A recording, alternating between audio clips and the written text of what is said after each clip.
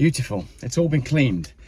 It's come up really nicely. I'll show you when we get somewhere scenic, because it's a very noisy road here. So let's go up into the hills. We'll find some snow. I'll show you the car, and then I'll have a coffee, go through the history file, and then hopefully tell you all about that as well. Now, interestingly, this is a non-sunroof car, and I don't know if the sunroof was an option that wasn't picked on this car, but I have a brochure with me, because I am that sad, that will tell me what options this car has that weren't standard, and what options it has that were paid for. So we're going to get real geeky in this video, and why not? Because, as I've said, I really do like this car. I haven't told you how much I paid for it yet either. It was 3 figures. And I think part of the reason for that was because it was on Anglesey, and people don't want to travel for cars anymore. But also, this is in the £400 tax bracket, which is putting a lot of people off. Look at that light, look, there's my phone. The road tax on these older cars is starting to put people off. I mean, why would you buy one of these when you can buy a newer one that is a cheaper tax bracket? However, and this is the catch, right? This is what makes you realise that it's all a scam. The newer car is more likely to be problematic, and if it is problematic, the problems are more likely to be more expensive. So that is the weird dichotomy of car economics that we're in at the moment.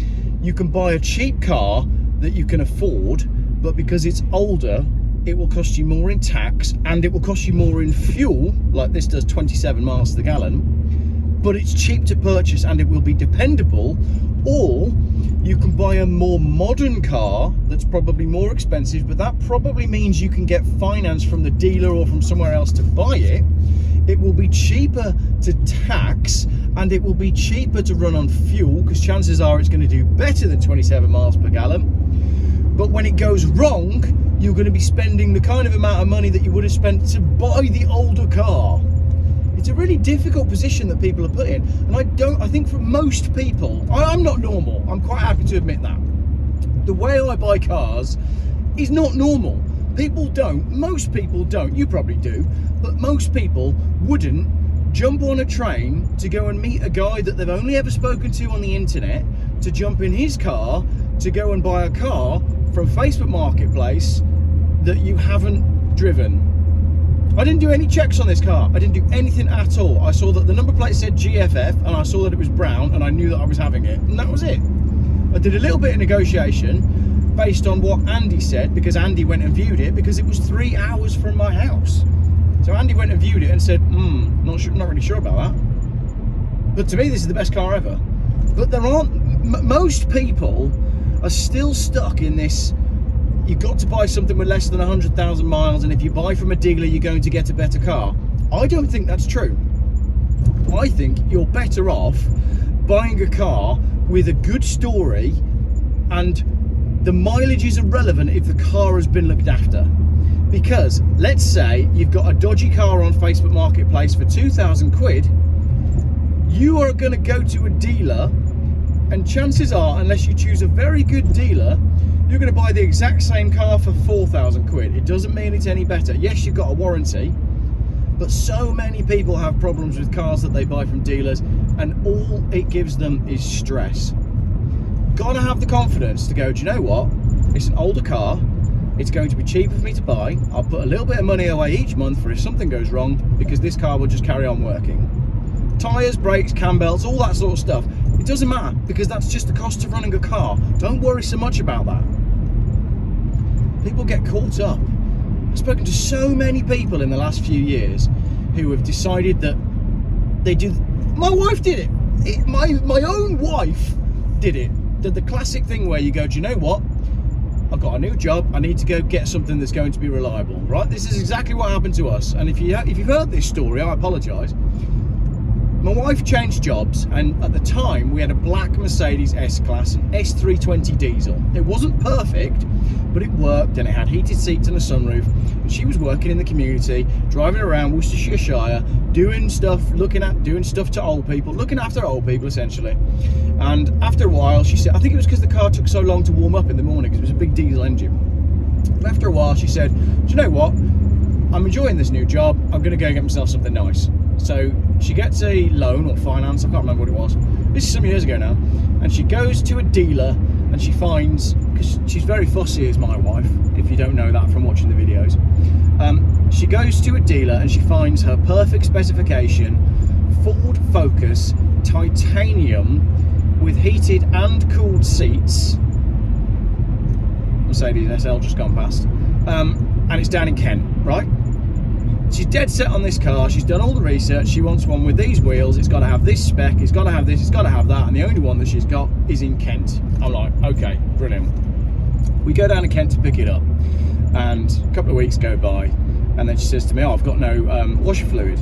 So I go out to top up the washer fluid, which I do. And I look at the coolant reservoir. There's no coolant in the car. There's no coolant. And I think, that's a bit strange. And this isn't an old car at the time. I think it was I can't remember, but it was only a few years old. And we paid something like $6-7 grand for it, so a fortune in Geoff money. Anyway, I topped the coolant off and I just think, okay, maybe it's nothing. So I said to her, look, go to work, but keep an eye on things and I'll check your coolant when you get home. She gets home, I check the coolant's exactly where it was in the morning. Down, all the way down. So we take it to a dealer to try and find out why the car's losing coolant, because it's not overheating or doing anything. We take it to our local Ford dealer, and basically the prognosis comes back. The head gasket's gone. Head gasket on a fairly new diesel Ford Focus. I can't believe it. I'm just like, this is not in the realms of anything I've experienced before. There's no symptoms, there's no smoke, there's nothing on the oil cap, there's nothing. It can't be the head gasket, so we get a second opinion, and sure enough, it's the head gasket. We get in touch with the dealer we bought the car from, and they say, bring it back and we'll fix it. It's down in Kent. So we go all the way down to Kent to take the car back. Oh no, it got even better, didn't it? Sorry, this video is longer than I expected. They send a car, they send us a courtesy car, it's a Nissan Juke. In the back of the Nissan Juke is someone's weed stash, which was hilarious. So we get the Nissan Juke and we run around in that for a while. Like a long while, like 6 weeks. And this Juke's horrible. And I did a review on it. I'll put that in the comments because it's quite funny. Eventually, they phone us, your car's fixed. We go all the way back down to Kent and pick up the car. We get to Oxford Services and I think, I'm just going to check the coolant. Bearing in mind, we'd gone all the way down to Kent to collect the car that was now supposed to be ready. I checked the coolant at Oxford Services and yep, you guessed it, there's no coolant in the car. So they haven't fixed anything at all. So we phoned the AA from Oxford Services, and the car, I can't remember how we got home from Oxford, but the car basically goes back to the dealer in Kent. And what ended up happening next over a period of weeks is this is after we have the post-COVID price boom. So whilst we've bought this car, prices of these cars have gone through the roof after COVID. So what the dealer did in the end was just said, have your money back. And I suspect what happened next is that car just got sold on the forecourt for more money. The dealer was in a better position because they'd refunded a problem customer and now they were set to make more profit out of a new customer. And that was our experience of, let's go and get a more modern car because it will be reliable. You know, and I chatted recently, a friend of a friend did the same thing, new job, I'm gonna go spend £6,000 on a nice reliable Astra. 6 weeks ago, past catastrophic engine failure. People then get in touch with me and say, have you got anything for around about £1,000? Another chap got in touch with me this week. My daughter's gone and bought a car from a dealer. 6 weeks go by, she's pregnant, they've got kids. Car's absolute, you know, the car is basically now a paperweight. Have you got anything for around about £1,000? I get so many emails like this, and so many emails from people on the other side of it that say, Geoff, I've gone back to older cars based on what you've been saying on your videos. God, I didn't mean for this to be a standalone video, but it has ended up being a standalone video. I'm off to find some snow in my Volvo XC. But I guess, yeah, this video can go up on its own. Cool. Let me know what you think. Are you Are you the sort of person that is brave enough to go and buy an old car? What have you got? What's the mileage on your car? What's the worst car you've ever bought? Worst car I've ever bought is when I was much younger. Now that this video's got longer, but I'll carry on until I get to the hills. I was much younger, and what I needed to buy was a 1,000 quid MGF, but I was cocky and I'd just got a new job, and I thought, you know what, I could get a 1,000 quid MGF, or I could borrow some money from the bank and I could go get myself a really nice MX-5. So I went and bought, I think I borrowed £5,000, and I went and bought I wanted an MX-5 Mark III in grey with tan leather, a sport model with the bigger wheels. So I found one in London, and it had only done 29,000 miles. So I'm paying over book value because it's got low mileage. And I thought that was great because I was buying a low mileage car and I was spending more money. Like your father always says, buy the best one you can with the money that you got. So I bought the best one that I could. I drove it out of London, and as soon as I got on faster roads, I realised there was something very wrong with the tyres. And in my haste, I hadn't checked. It basically had 4 completely mismatched tyres, one of which was a run flat. So I had to do a set of tyres, and when the tyres were being done, they said to me, do you realise all your discs and pads need doing? So my car that I just stretched myself to borrow £5,000 to buy because it was going to be perfect and didn't need anything, I then needed to spend more than £1,000 on because it needed 4 tyres, 4 discs and 4 sets of pads. So yeah, that was my Mazda. And then obviously I ended up, you know, the car ended up owing me far more than I was going to get back from it. And that's on the, wow, she has an amazing hat. I wish you could see that. Oh, she also has one of these nose rings as well that goes down there. There is, you know, I mean, I'm not very progressive in terms of my taste in things, but there is nothing more unattractive than a woman with a nose ring that a bull would have. I don't mind, you know, a little stud, that's okay, but a nose ring, what are you doing? She's driving a Fiat Doblo, that's it, that's the thing. She's driving a Fiat Doblo, a flat blue Fiat Doblo with a nose ring and a funky coat and a big hat. And funnily enough, that's exactly who Jaguar have been trying to appeal to with their new car, with the new, you know, the new branding. But the problem is, Jaguar have created an advert that is aimed at people that hate capitalism and throw orange paint on things. They don't buy cars, they don't like cars. If they need something, they get an Uber.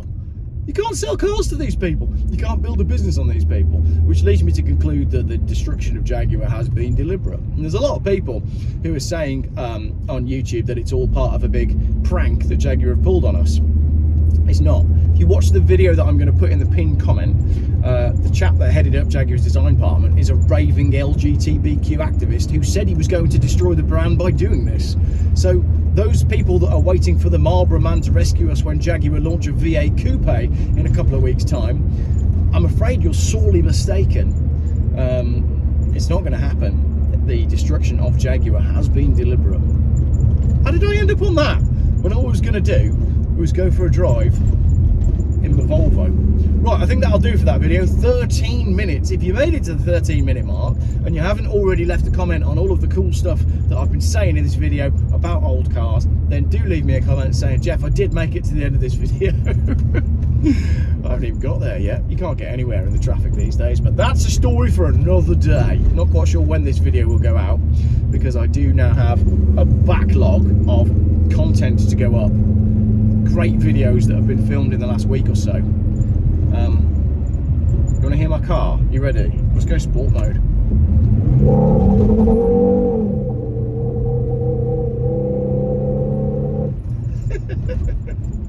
It's not happy, it misfires slightly, but I'm going to get all that sorted out. The thing is as well, I bought this car so cheap that I can afford to do some restorative work to it, because I believe that this car will be worth, I don't really care what it's worth because I'm not at the minute planning on selling it because I really like it. So it doesn't matter to me what this car is worth in the market, because if the four-wheel drive works, which I'm going to go find out, then you know, this car is worth something to me, and that's what counts. Right, 14 minutes. Crikey, Geoff, you have got to stop this. Thank you very much, everybody, for watching.